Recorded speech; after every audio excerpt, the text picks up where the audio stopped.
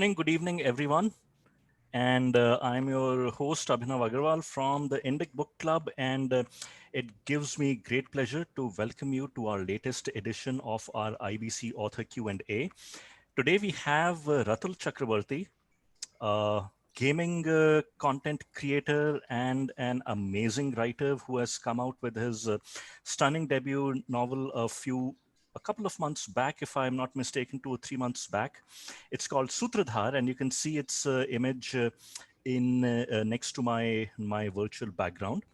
And it's a collection of short stories that spans the length and breadth of the Indic civilization. It's a work of fiction, but it draws upon a lot of historical events and timelines. And when I read it, I was absolutely, it's not any reflection on what I thought of Ratal, but I think the book was fantastic, stunning, and the stories are very well written. The prose draws you in. It makes you want to keep on reading, turn the pages, and each story is encapsulated in its own. So I am very thankful to you, Ratul, for coming on board and agreeing to do this author Q&A. So before we begin, I'll do a couple of the usual introductory messages and all. So folks, please follow Indic Book Club on Twitter at Indic Book Club. And we are also on Facebook, so you can go and join the group, facebook.com/group/Indic Book Club, all one word. And every 2 weeks, we try and have an author Q&A. And usually we have been trying out a couple of different time slots. And this is the one that I think is working well so far, which is every second Saturday at 9 p.m. India time, which means in these times of the COVID, economy and world that we are living in, hopefully there are not too many of you who are out at malls and pubs on a Saturday night. If you are, then obviously, well and good. But if you're at home, it gives you a chance to dial in, tune in, and watch us have Q&A with variety of authors. The book is again called Sutradhar by Ratul Chakraborty. You can catch it, you can buy it on Amazon or Flipkart. And when you do, please do leave a rating, a review, and I'm sure you'll absolutely love the book. So with that, Ratul, welcome. Thank you so much for having me here. It's great to be a part of this series of show talks that you host as part of IBC, and it's my privilege that I am now in the part of that list of tradition that has kind of that you have started, and so many great authors have come on this forum before me. And I think that's one of the key things that I love about Indic culture as a whole, that once you start continuing something, you become a part of that story. And now I am a part of the story of this list of interviews that you are doing, and then somebody will come after me and they too will be a part of this. And that's how we have beautiful traditions. So thank you once again. Absolutely, my pleasure. Absolutely, it's a happy intersection of passion and something that I like doing. Uh, so let me start off by, so this is a short book, and it's got about, I think, 7 stories in it. And do you want to tell us a little bit about the stories? So I'll start off with the first one. The first story is called, I think, Newton's First. And I'm Yes. going to ask you what you meant by the title, what the chapter's title is supposed to mean. But the story is set in the last days of the Saraswati civilization, the Indus Harappan civilization, and it's set on one of a small settlement on the banks of the Saraswati. And tell us a little bit about what got you started with the story and what led you to the chapter's title. The chapter's title, by the way, is Newton's First. Um, so it's how do I put it?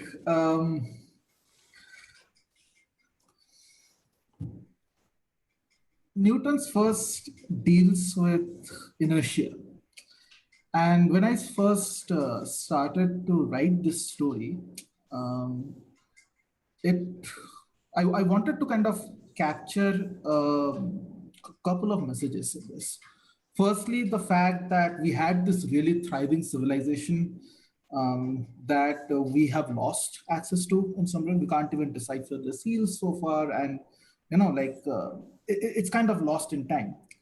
But what was more interesting to me was how did something as thriving as what we call the Saraswati civilization, how did that collapse in such a manner that we don't have a memory of it even in the modern times, right? And that led me to a lot of study, right? I studied about the different theories of why that civilization collapsed. And there is obviously the now discredited Aryan invasion theory. We have geological and ecological reasons. We have more modern these things where we are talking about probably kind of plagues and those kind of reasons.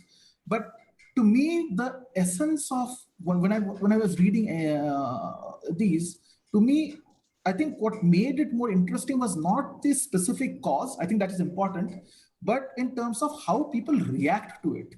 And one of the things I noticed is that um, the biggest detriment to us reacting in a positive manner to challenges that kind of come up is our sense of inertia.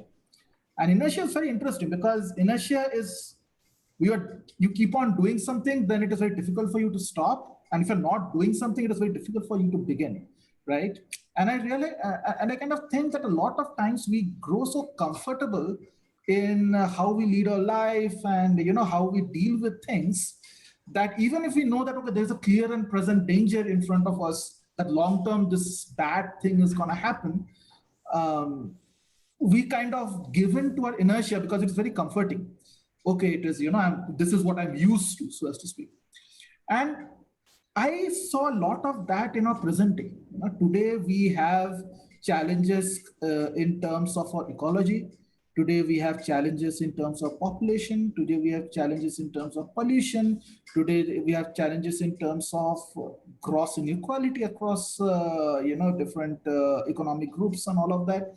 And a lot of the reasons why, a lot of the times I find people, you know, giving a lot of arguments that this needs to continue because this has always been so. We are not able to take that step, and when we actually do take a step which is different, there is a huge resistance, and that is what inertia is. So my story is about, like, this first story is about the dangers of succumbing to that inertia.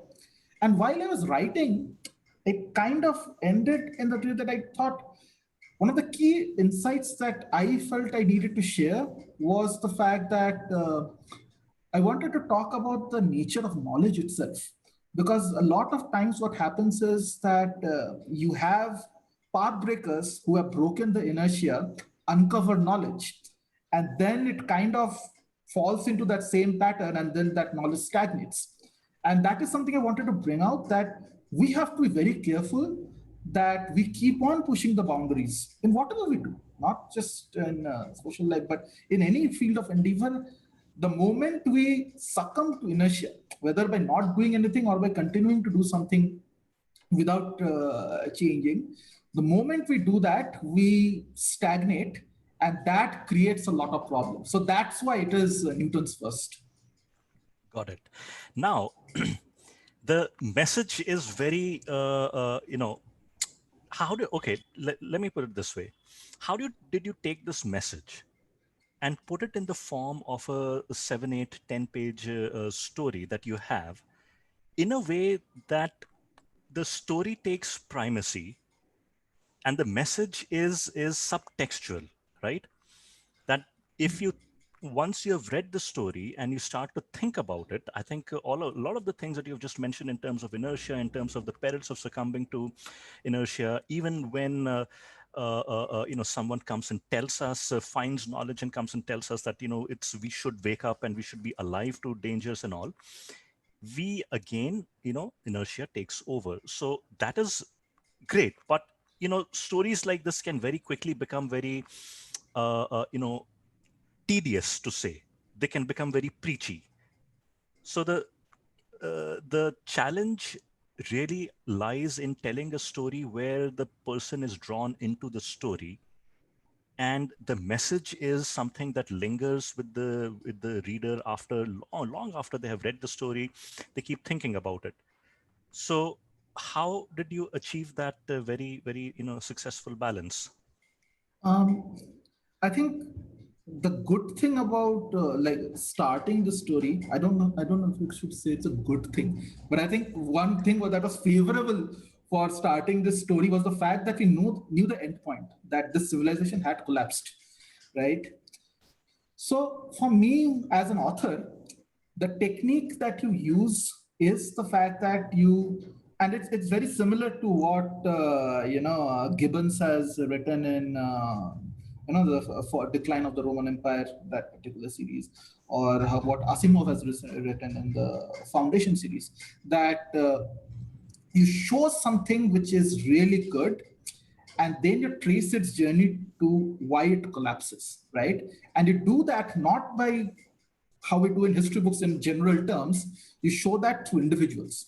So the key character that kind of the two key characters that are part of the story, and they're all fictional, right? There is no basis in I mean, there is no accurate historical basis for these, but these are um, like composite characters from whatever I have seen and read. Uh, we have to show the decline, not just in terms of the actual physical decline that has happened, but we have to show the mental and moral decline that person has taken. And the only way to do that is to make sure that people with good intentions are making bad decisions. And I think that is what the strength, or at least that is what I tried to show, that it's not that people as like succumbing to inertia is not evil, it is human nature. And it's not that there are evil, like I'm pretty sure there are a lot of plenty of evil and powerful people out there, but I'm pretty sure that there are a lot of people who are doing this with the best of intentions because they truly believe that this is the way. And You know, yeah, the famous proverb, I don't recall who has said it, but it basically goes like, the road to hell is paved with good good intentions. intentions. Yeah. And that is what, and I do think that that is one of the key learnings I got from reading the Mahabharata, where we see really good people, what we call like people who are Mahatmas, and they are sometimes taking bad decisions. They are sometimes making mistakes in term, not mistakes. I think that's a wrong word to use. They are sometimes doing something which they regret later on, saying that okay, this is not how it should have been done. And I think that is another key thing that I want to bring out, is that sometimes bad things happen in spite of good people acting in good faith. Like acting in good faith is not a guarantee that things are going to turn out well over time. And I think the really interesting part as an author is like when people realize that they have made a mistake, what do they do? Do they double down on that mistake, or do they try to reform? And that's what I think inertia comes into play. Because a lot of times what happens is that when we make a mistake, we double down on it. We don't accept that, okay, I've made a mistake. We should change course now. Correct. Yeah. So, uh, you know, when then your next story, I believe, is about the invasion of by Alexander. Alexander. And here you have also taken a slight twist on what we are told about Alexander. And obviously most textbooks, they gloss over the fact that Alexander actually ran from India by and I think it was this famous Soviet Marshal Zhukov. Zhukov, who Yeah. actually wrote about it, that it's not. So it is, I think it fits the stereotype that is created around the Greeks, that Alexander got weary of war and all. And I have, always maintained that here was Alexander and his army on the outskirts or the borders of the richest nation, the richest empire in the world, with more riches than they would have ever even dreamt of. and all of a sudden they just decide that, they've just grown weary of it all, and they decide to run away. It is so implausible. I think even some of the most hackneyed Bollywood, Hollywood the plots would would be embarrassed by it. So but you have taken a slight twist on it. And the one is the story that you have taken a twist on, and the second one is the narration itself. So while your first story on the Saraswati civilization is told from a third person point of view, you try a different approach in this second story, right? Tell us a little bit about it. Yeah, so Alexander is one of those topics that gets my blood boiling, especially about the reasons why you mentioned. Around 5, 6 years back, I had made a video for my YouTube channel which talked about the specific thing.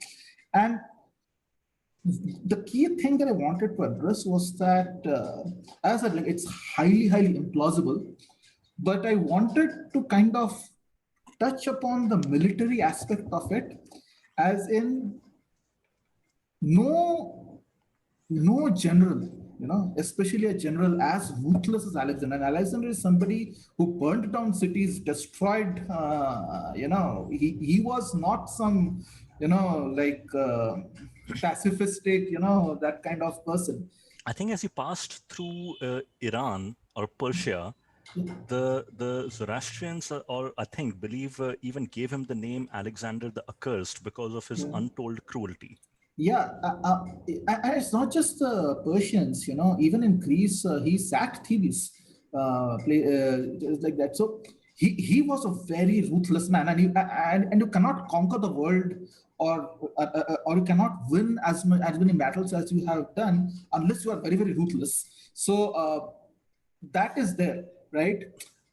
But I wanted to point to the fact that no general will accept that, okay, a few people in my army have kind of come back and said that, no, we don't want to fight anymore, we want to go back. You really think that a person who burns down entire cities, enslaves entire civilizations, is going to listen to some guys coming and saying that, no, we are very tired, we are going back now.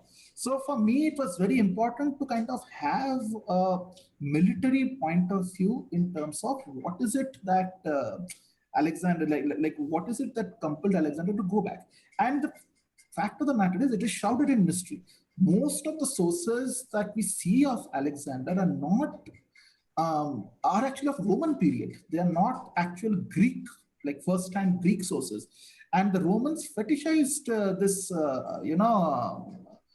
iconic year of Alexander because the Roman emperors wanted to be known as great conquerors like Alexander.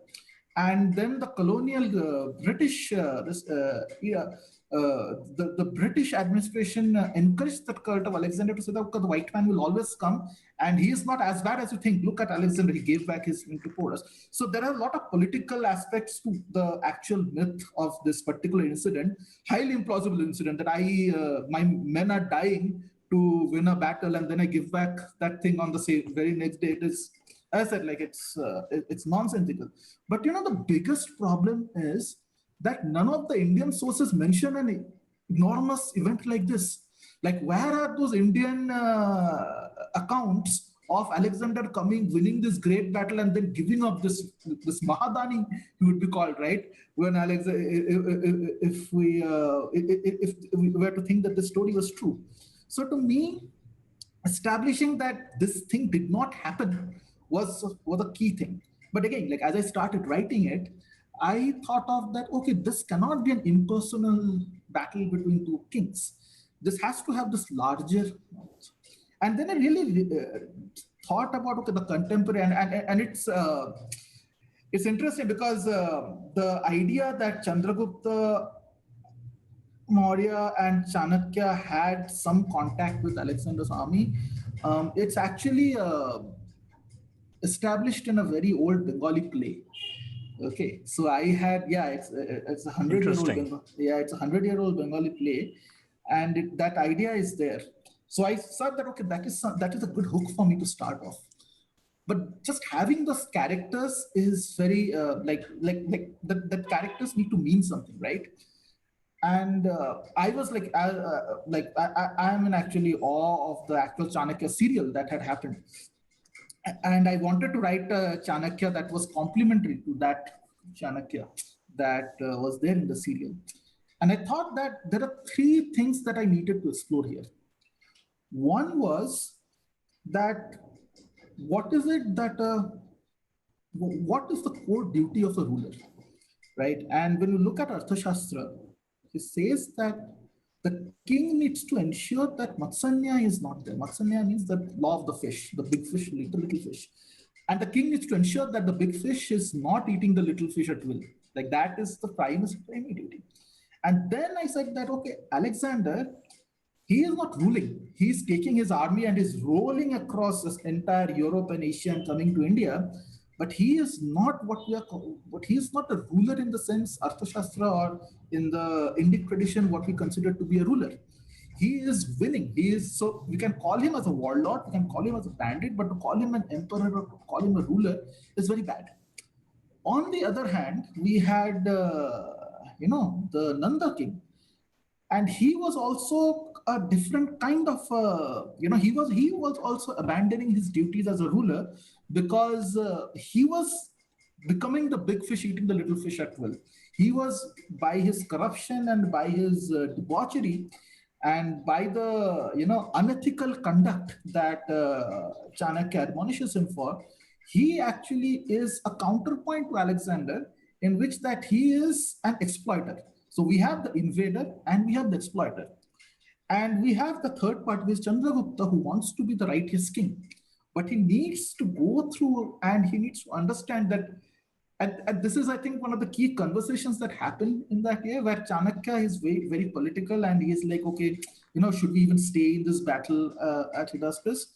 And Chandragupta says, no, that if I don't go through the crucible here, then what will somebody else, like when another invader comes, then, why would somebody fight for me? And I wrote this because a lot of the again, there's a lot of modern thinking that kind of goes in here, because a lot of times I see that today people here in India, they say that, oh, somebody from outside should come and fix this.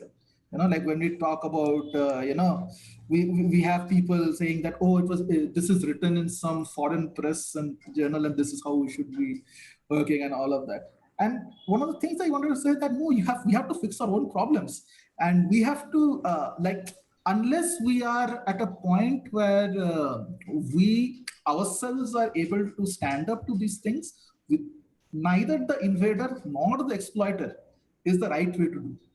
You have to grow and you have to step into that role of an ideal ruler ourselves. Nobody else is going to help you. But the moment you stand up and the moment you make those sacrifices, and I don't want to spoil the story, but there is a massive sacrifice that needed to happen for that. And that is a part of stepping into that role, that unless you do that sacrifice, you are not going to get to the desired outcome or something like that. So those are the angles I wanted to try and bring in. And I think it comes out very, very well. And again, I'll not put out any spoilers, but it's the same thing that Matsya Nyaya cannot be allowed to become the order of the day on the one hand. And for dharma to survive, I mean, you have to have earth. Dharma without earth is a chimera, which unfortunately has become accepted wisdom in our times, that somehow you can have righteousness without accompanying economic strength. Yeah. And profit as a dirty word unfortunately has become established wisdom. Leaving that aside, I found traces of the same thinking and philosophy that is marked by Krishna in the Mahabharata, also in this story, in the form of Kautilya Chanakya. So, okay, moving on. Your fourth story, A Mirror for the Ants. That's a fairly long one, and it's broken up, and it's got, I think, how many? I think about 5 parts to it. Yeah. So and then the stories go on, and the last one is, I think, A Mirror for it's got The Path of a Coward, I think. Yeah. The Path of a Coward. So before I get into some of the other broader questions, just tell us a little bit about why did you arrange this fourth story the way you did. Tell us a little bit about it in the Mirror for the Ants. It starts out in the form of a letter, so a first-person account of a letter written by one of, I think, Aurangzeb's generals, and yeah, so Courtiers. or Yeah. courtiers, yeah. So exactly, yes, yes. So tell us about that. Yeah, so Mirror for the Ants, again, it's so there is it's a genre piece. There's a particular genre that I am very fond of. It's called cosmic horror. It's created by H.P. Lovecraft, and he had a lot of problematic ideas later on, but he actually created this entire genre. And the core hook for that particular horror genre is the fact that human beings are really insignificant. And the key characters in those stories, the moment they realize that we are really insignificant, and there are beings with much greater power in the world who think of us ants or not even think of us, they can crush us without even thinking. The moment that reality dawns on somebody and they experience it, their mind goes blank, and they suffer a mental collapse. And the horror is there. The horror is in the realization that all our like everything that we have around us and all our achievements and all are but what we would consider to be an ant colony to certain other higher order beings. So that is the core this thing. And it's a very well established genre with its own tropes and everything. But that letter writing style I adapted so that I could actually delve into that, so that through like these multiple letters and all of that, I could show the degradation of the mental faculties of that particular character. And that almost always takes like that, like when you start seeing things, like things start to become sinister around you, like so there's a trek through a forest and all of that. And what I wanted to kind of show is that even if there are these higher order things which are present, and that is the indic touch that I wanted to bring to this genre, is that even if there are these higher order things that are present, that does not make me insignificant, because I am a part of this larger tapestry. And I think Ishavasya Upanishad, I actually used that quote in that particular story, that like either wherever you see, you find that divinity, and we are all part of that. And that was for me the key messaging that I wanted to bring. So the horror elements and everything is for the entertainment, right? And to kind of show the madness that descends upon people when they don't accept that that we are not a part of this one large ecosystem or one large like tapestry of life. When you say that, okay, my book is bigger than your book, or my idea is the only right idea and what you have is false. The moment you start going towards that, you are delving into that horror, because you're thinking that, oh, because this is my book or this is my idea and you don't subscribe to it, I am superior to you. And when you talk about higher order beings and all of that, obviously that's a lot of like science hasn't discovered a lot of those things. Maybe someday it will. But I think from just a mental and social perspective, this ordering that happens because you think that, oh, because I follow this, or because I actually, I am doing this, or I have access to this, and because you don't believe it, or you don't practice it, or something else, I have a superior, like you are insignificant to me. And the true horror comes when somebody thinks that, oh, I am a part of the society and I feel really insignificant. And that's where this depression and all of these other things kind of come through. So that mental, from a mental point of view, I think our Indic philosophy has got the answer to these very, very modern problems of what will make me feel less insignificant, and and that is the key part of the book. It's like all the rest of the things, the action and everything that happens, like writing something that Aurangzeb gets his comeuppance is very satisfying. But I think the key thing that I wanted to get across is that no matter where you are, no matter at what position in life you are, or what stage of your career you are, or whatever your stress is, just be aware that you are not insignificant. You are connected to other people, whether you see those connections or not. Those things are really important. And the moment somebody discounts those things is when subjugation occurs. Mm. The Right. moment somebody says that, these bonds are worthless and only these bonds are correct, the moment that happens, this stratification and all those evils that we see talk about. So I think this is a very, very important lesson that is addressed at large in our own philosophy. And I just needed to get this out. And obviously, the book is not a substitute for reading the actual thing, but at least making people think in that direction so that they can go and seek out and get to the deeper aspects of these things. If even one or two people are able to do that, I think that my job is done. Again, apart from the satisfaction of writing about Aurangzeb running away, I think that is there. So I don't want to spring this on you, but is there a particular page or two that you would want to read for all of us? From across the book.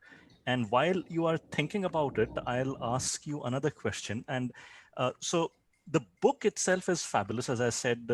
For all of you guys who are thinking about getting the book, get the copy of the book. It's fabulous. The stories are short, very, very engaging.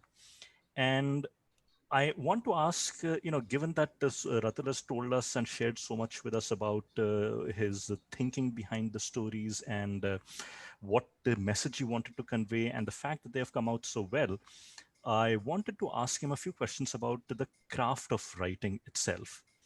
So, uh, how much time did you take, Ratul, to write this book? And there would have been a period of time when you would have thought about it, how you want to structure it, and all. So, roughly, what time span are we looking at?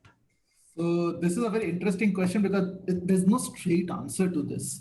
So the Path of the Coward, the last The story that is there, right. the first version of that story was something that I had written for my school magazine. Okay, Wow. Okay. Okay. and then obviously the story has changed a lot, but the fact that there was this person in a train during partition era, like that core kernel of the story, that was written in my school days, right? Then the other stories that I had written, it was written over a period of around 10 years. And 10 years. 10 years. And it was, so here's the thing, right? I work in the games industry. I'm yeah, mainly in game design at a director level, and that is itself a very, very creatively, demanding work. And it has got absolutely nothing to do with the subjects that I tackle in Sutradhar. So, so it, so a lot of the writings were stop and start. I wrote a bit and then I stopped and then I got stuck somewhere and then I wrote a bit and I started some other story. And then I would read something on social media and I will just go angry and just start writing in the in those. So it was very, very inspiration driven. Okay. Okay. And my other superpower is my ability to procrastinate. So, so I remember there was 1 year in which I hadn't written a single word in this way. I So feel I'm sorry to say, but I feel so much better hearing this. That procrastination is a superpower that at least one other person shares with me.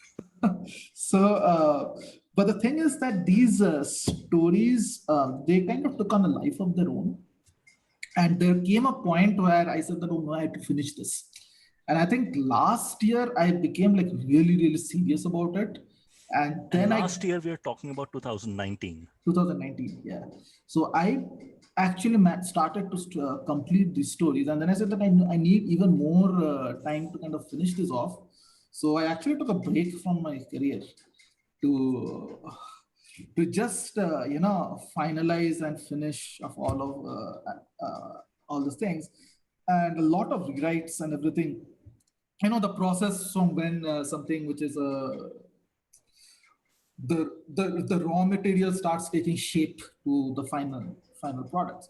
So that was something where which I could only do once I did not have an office hanging over my head. um, I'm hoping that that's something that is a learning experience for me, and I can actually multitask for my next whatever I'm doing. But as I said, like, to come back to your original question, the first version of this was in school. Then the starting points of these, what you can call planting the seeds, was over a period of 10 years. And the final harvest was 2019. That's how I can kind of put it. Amazing, amazing. From school to 10 years, and then getting it out into a book form. Uh, and it shows in the writing and the stories. The second is that when it comes to so again, there are several different points of view that you have employed, from a third person point of view to a first person point of view. Even the way that you approach a story is not the same throughout. You have used several different instruments there. So what has been your so what have been your sources of learning about the craft of writing, right? So obviously there is the art, there's the inspiration, but ultimately it comes down to what tools and hammers and implements we pick. So uh, what have been your sources? So,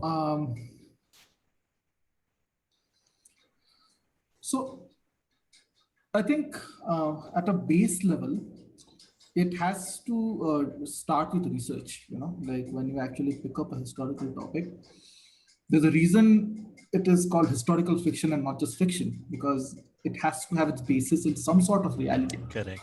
right? So that research, and again, like I am a huge consumer of media, not just Indic or Indian media, but things like Japanese or European stuff, like, and across different platforms, right? Animes and movies, like all. I actually consume a lot of media, and even things like video games and all of that with the narrative focus. So I have a constant stream of these images and thoughts, and which kind of come in. And sometimes what happens is that an idea that I am thinking of connects with those images. And I am a very visual person, like when I actually write, I actually see that thing happening in front of my eyes. That's like, and what I'm writing is basically describing that person. And a lot of times, a lot of those things get edited out because I write, things like how a person is moving his hand. And then when I write it, I actually, then that allows me to write about what that person is feeling at that point. And then I can edit out the physical stuff. But to me, actually visualizing these things actually is a big help for me. And the other thing that I can do is I can do this, like, if I feel that, okay, I need that there is one word I need to change, I need to kind of go back and change it immediately. I'm obsessive about that, because, and I know that a lot of writing coaches are very against this sort of thing. But as I said, like, I did not have any writing coaches. Like, this book is mainly a stream of consciousness, and then it kind of became edited and it kind of became a book. And one of the things that I did was, I use Google Docs as a base platform for writing. Okay. And what it allowed me to do is that sometimes I would actually open it on my phone and type and write some things. I remember, like, one of that Really? that yeah, I'll tell you one story. I remember that one of the, actually, I'll read this part out. Okay, you had asked for me to kind of read it, and it is from A Mirror for the Ants. And I know the exact sentence that I'm looking for. And which Um, page is this? and just coming to that way. Yeah, so page number 177. Okay, Okay. and this part, the temple bell tolled louder. Now I could Yes. hear the chants too. The words hit me like a hammer blow, even though I did not understand what they meant. Isavasyam idam saroram yat kincha jagatyam jagat. Like this line was written in the Bangalore airport on my phone on Google Docs. and Amazing. and and the thing is that like it was like I was talking to a very good friend of mine, and we were discussing something completely different, and then something like this came up, and I said that, oh, this is where this thing fits in that story that I was writing. And I had already crossed that particular part. I was in the next chapter or something like that. And the moment I turned on the phone, when I ended the call, I opened up Google Docs, and I was typing it furiously, and it, it just felt very natural to me. So writing this book has been about a lot of doing these kind of things. And again, I said, like, please don't take these as advice. For anybody who is considering to write something and listening up, please don't do what I'm doing. I think there are ways in which you can be more productive, and there are ways in which the actual craft of writing you can invest in and become better at this core thing. I'm just telling it how it happened with me, and how this entire thing came off. So essentially, well, everyone can be a little more disciplined and regular in how and when they write. But I think the key takeaway is that when inspiration strikes, be ready to make the most of it and jot it down wherever you can, whether it's Yeah, on using a pen and paper, or now that we have smartphones, at least yeah, they can be put to some good use other than yeah. surfing and all. So good. I want to come to the next part, which is something not strictly related to writing as such, but see, the reason why we write is because we as humans want to communicate, and we choose different media for communication, whether it is through conversation, whether through it is letters, and no one writes letters unfortunately nowadays, or through blog posts, articles, or books like you have done.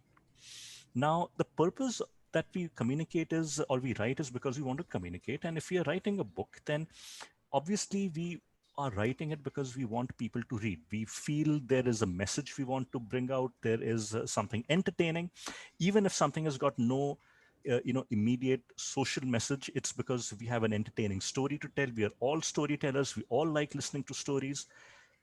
So in a long-winded way, what I'm coming to at is how uh, I'm struggling for the right words for a new author, right? For a new author that doesn't have the backing of a tier one publishing house, which would have untold budgets, or at least the brand name of a big publishing house to back it up. How did you go about, spreading the word for your book on the one hand, and the second flip side of it is that what can we as readers do? So obviously buying the book is what we'd like everyone to do, but what else can people do? Yeah, it's great that you brought this up, because this is the reality of the situation, right? That when you are starting out as an independent author, and I'm talking about a regular person starting out and write a book without a cloud or backing or whatever you call it. I think the first thing that kept me sane through the entire process was the fact that karmanya adhikaraste. Okay, that your job is to write the book. Okay, and your focus has to be that. I went through like the regular, process of, sending this out to publishers and then getting rejected.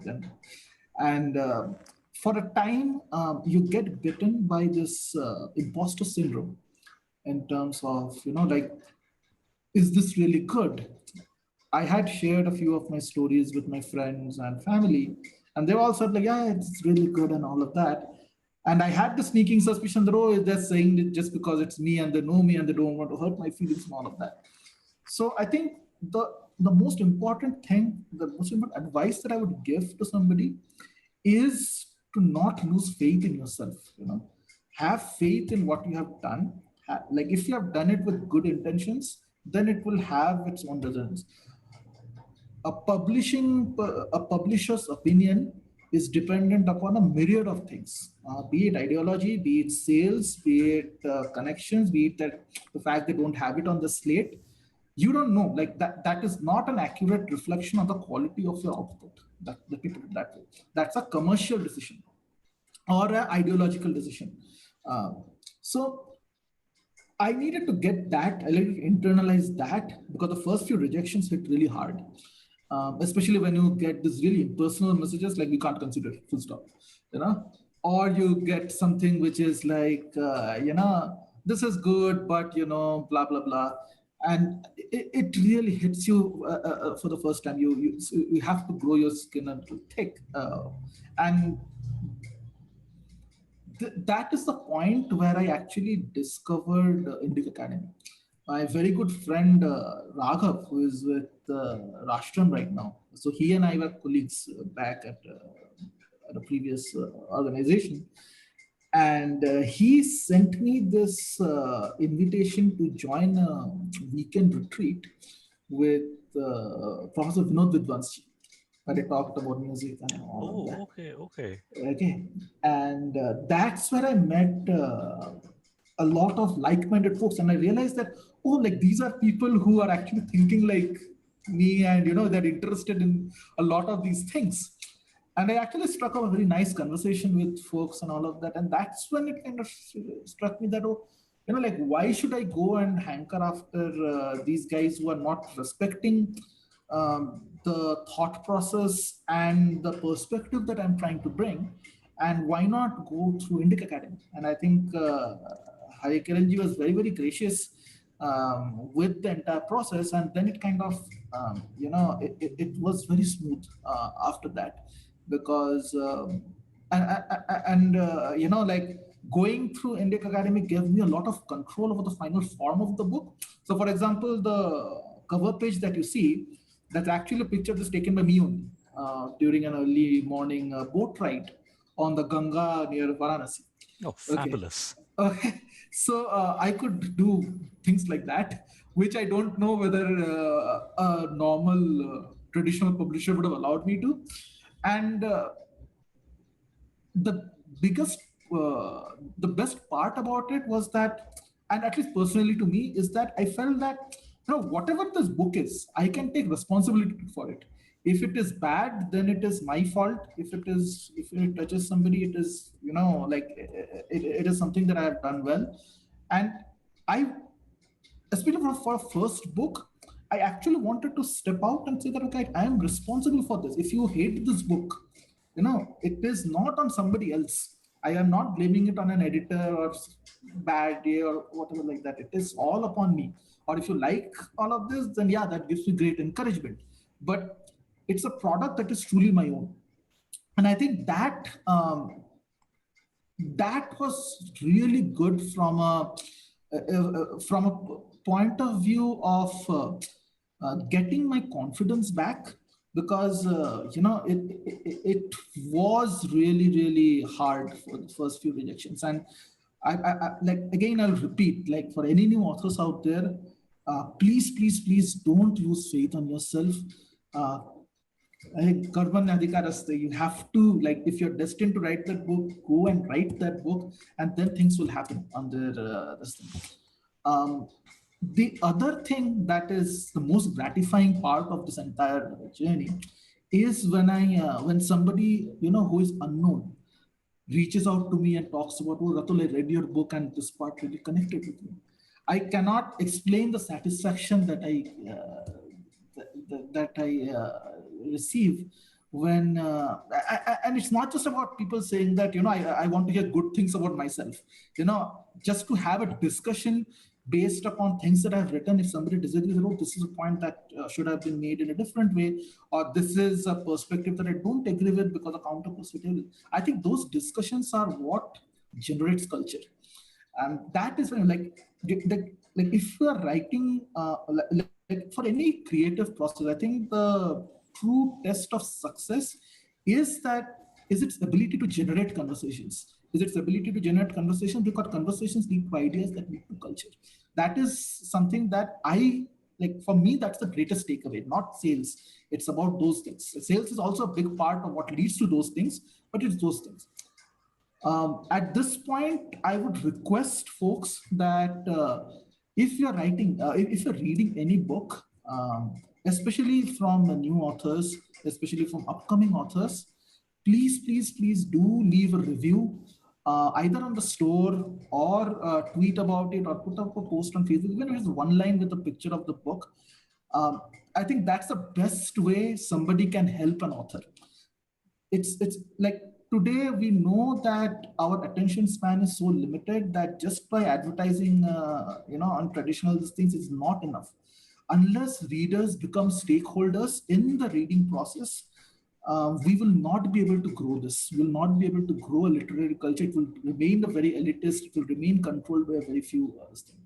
So as readers, I think, and this is something that, once I launched this book, this is something that I realized myself. Now I go and start leaving, I leave reviews on, Amazon, or in our Indic Book Club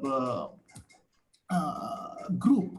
And I think, Abhinav, you are also doing the, 1,000 reviewers initiative, just to drive this culture of, uh, generating conversations on the internet, having those artifacts that are reviews out, so that this organic buzz is built.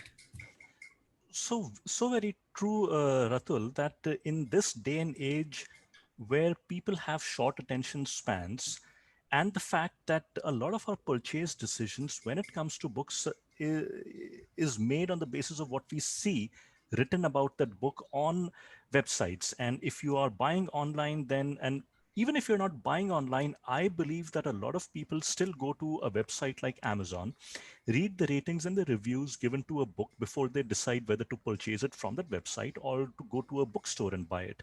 So I completely agree with you that leaving a rating, leaving maybe even 3-line, 5-line review is not something that takes more than 5 minutes to do. But I think the value it has for an upcoming reader upcoming writer, sorry, cannot be under stated at all. And I'll talk a little bit about the 1,000 Reviewers Club, but I see that there's a question. I'll read that out, and you can answer it. It is from Shiv Kumar, and he says, Ratul, clearly there is a story of the entire civilization going here in this book. Yet there are big period gaps. Did you not find crucial turning points or bends in the flow of the civilization at other times? What were the creative triggers for you to fly into story writing? Okay.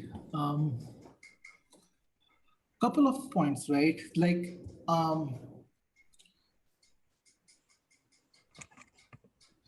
each of the stories in this book, to me, represent a fork in the road, which has a direct impact on what we are today. So if you start off, and I know that the period gap that exists is because there's one story about Ashoka, and then there's a 2,000 year jump probably to Aurangzeb. And Indian civilization, like the classical Indian civilization that we call, actually peaked in that age. But I actually wanted to write a story of that period also, um, especially around the Huna invasions during the Gupta period. Correct. But I started writing that, and I realized that I did not have the at least at that point, I could not find that, second layer in the story. It was becoming a narration of, oh, this has happened, itihasa. But it was not becoming like how the other stories have those 2 or 3 different layers to it. I could not find it at that point in time. I see. And when I started to think of it in in a bigger terms, and there's another one actually. There's another story that I really wanted to write, was based on this book called Madhura Vijayan, which talks about a prince of Vijayanagar called Kumar Kampana, um, going back and winning Madurai. And I thought that this is an amazing story because it's written by his wife, called Ganga Devi. And it's a wonderful story. It's what you would call a peak, highly entertaining um, tale of victory of good over evil. But then I realized that it's not a short story. It's an arc that has to have a bigger canvas, and I would be doing the story injustice if I tried to compress it in like 5,000 words or something like that. So those are stories that I wanted to tell, but to me, they did not fit into what I had, what Sutradhar was all about, either at an ideological level or at a simply practical level, because I did not want to do a disservice to a tale. So that's how that gap exists. And for all of the other stories, they are like, like really important, as I said, forks in the road, that our civilization could have gone one way or the other. And I wanted to talk about the impact of what happens when it went in a particular way, and what was the, I don't want to use the word philosophy. What were the different layers of why certain things happened in a certain way? So true, so true. Uh, we have one more question. This is from S. Anuradha, and she asks, interesting perspective on civilizational inertia, Ratul. Wanted to know how you pick the order of stories in a collection. So the stories are mainly in chronological order, as far as like my understanding of history goes. I think there are debates about the actual period of the Saraswati civilization, when that happened, and there's a, like, geological evidence. And right now, I think the theory is that it was not a direct end, but there was a migration, and then there was overlapping. Like certain cities declined and certain cities prospered, um, as people moved into the Gangetic Delta. So, to the best of my understanding, like the stories are in a chronological order, and the periods that I picked were, as I said, periods which I felt had an impact that we are still feeling today. And I'll just try to tell that in one word, right? I think the first one is about, our roots.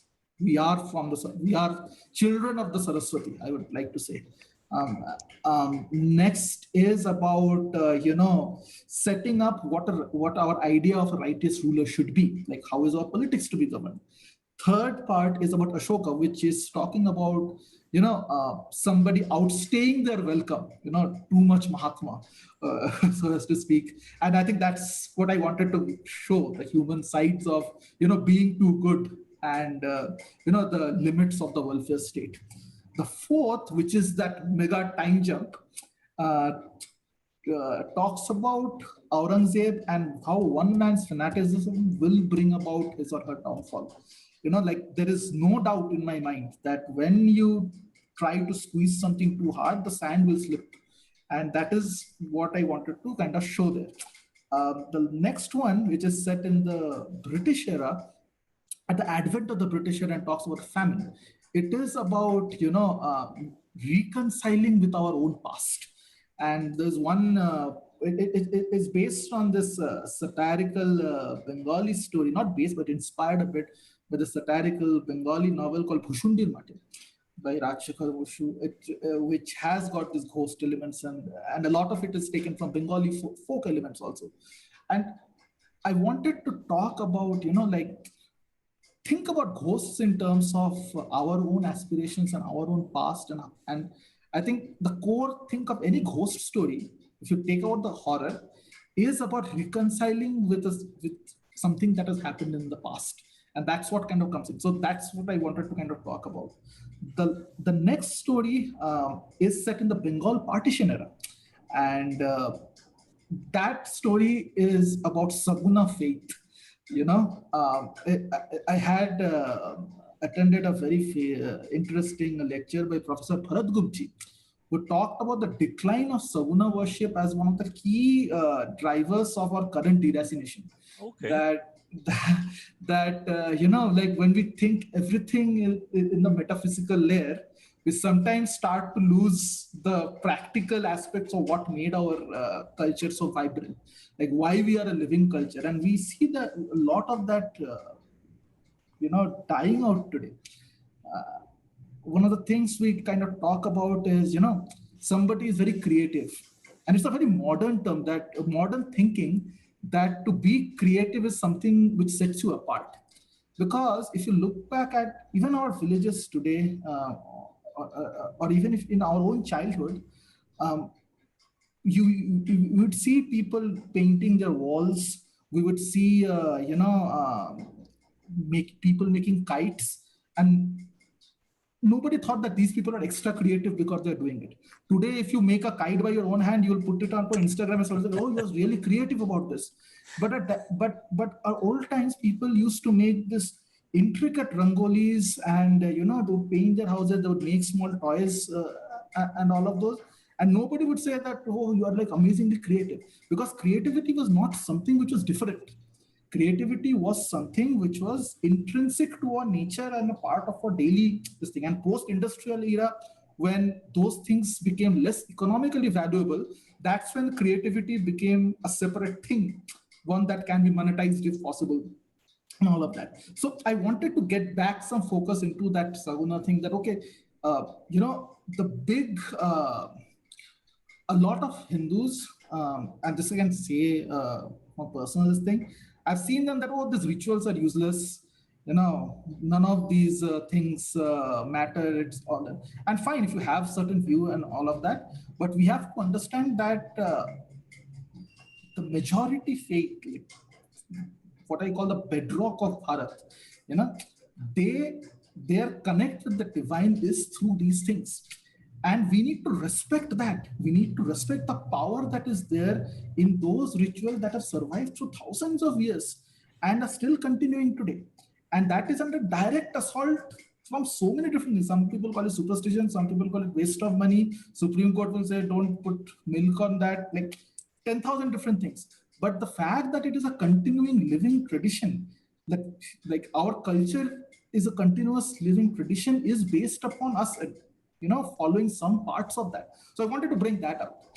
And partition is a very personal story because my own family actually came um, to India during that partition, this thing.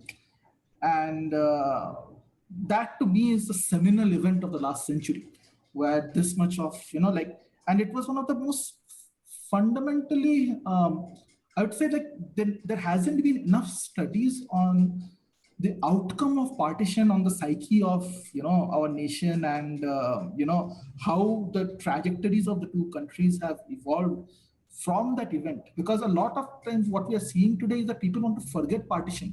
People want to forget why partition happened, and there is a very specific reason why partition happened. I don't want to go into that, but I want people to remember that this had happened.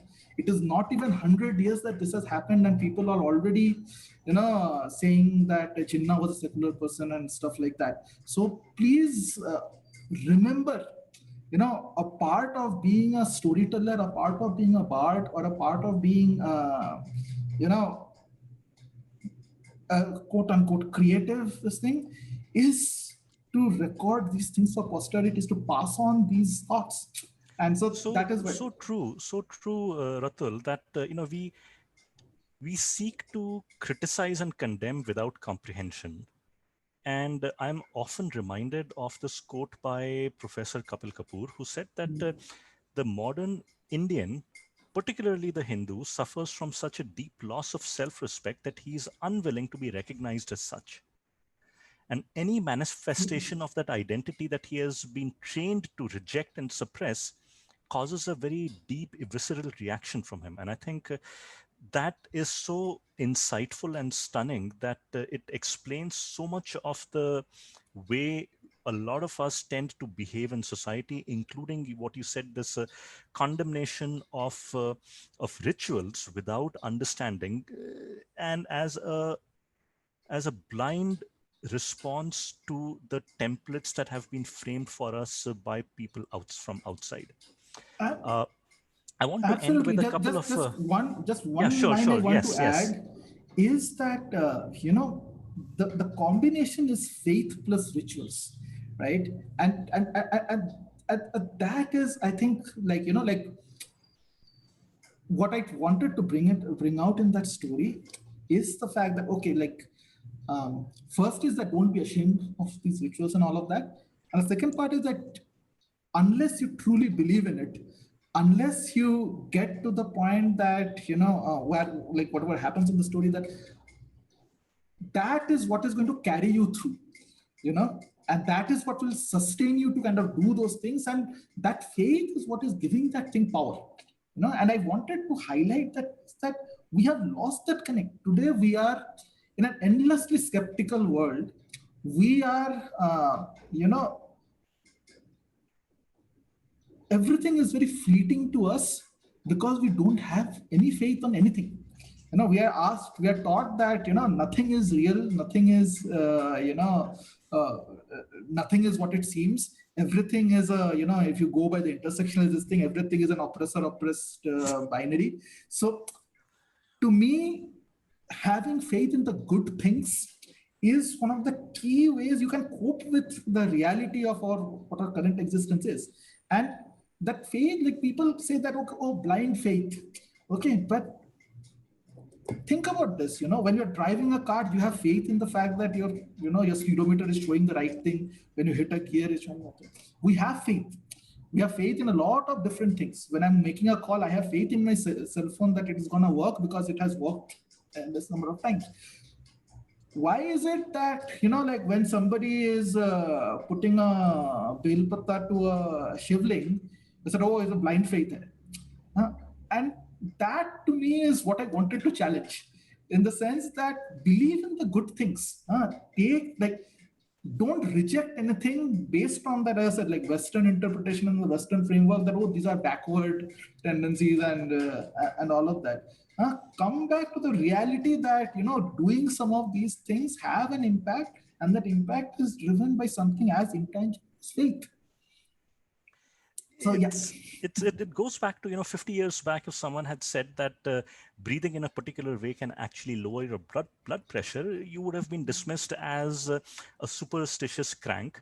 But because you get studies done in the West, then we all say, oh yes, except that the West will never call it a pranayam, Yeah. or they will call it rhythmic cardiac breathing.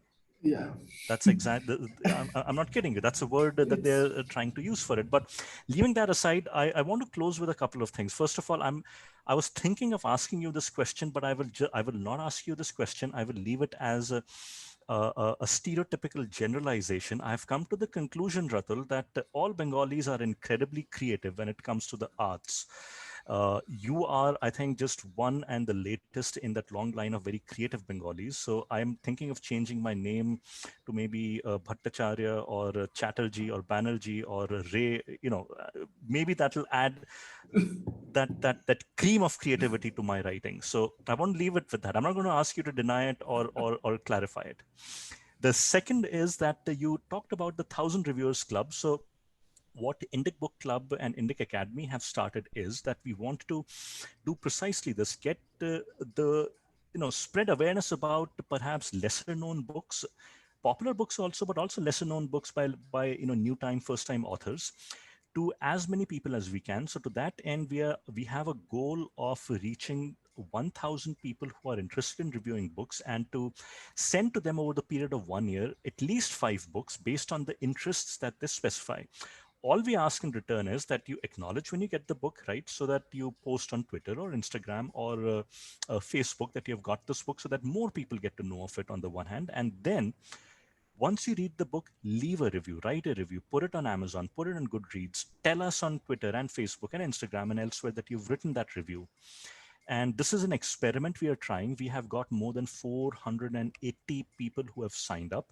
We have sent about 200 books so far, and we are, by the end of the year, we would have sent another 2 to 300 books. So we have started this. Please go to our Facebook page, as I said, Facebook group, facebook.com/groups/Indic Book Club. You'll find information on how you can register. Please do that. And Ratul's book is Sutradhar. It is available on Amazon, on Flipkart, and elsewhere. Please go buy the book, read it, rate it, review it, and thank you, Ratul, for coming in. And this was very, very entertaining and useful. Thank you so much for having me. I am really, really grateful to IBC and you for actually carrying this out. I am really looking forward to the 1000 Reviews Club. And I hope that Indic Academy and IBC, Advait Academy, all the branches, they go from strength to strength and, carry on the great service that they are doing for our way of life, for our civilization. Thank you, Thank Ratul. you I so am much. so glad to be a part of this journey along with everyone else. So thank you all for joining in, and we will be putting this recording, this Q&A up on YouTube in a few days. So thank you, good night, and see you next Thank time. you. Thank you.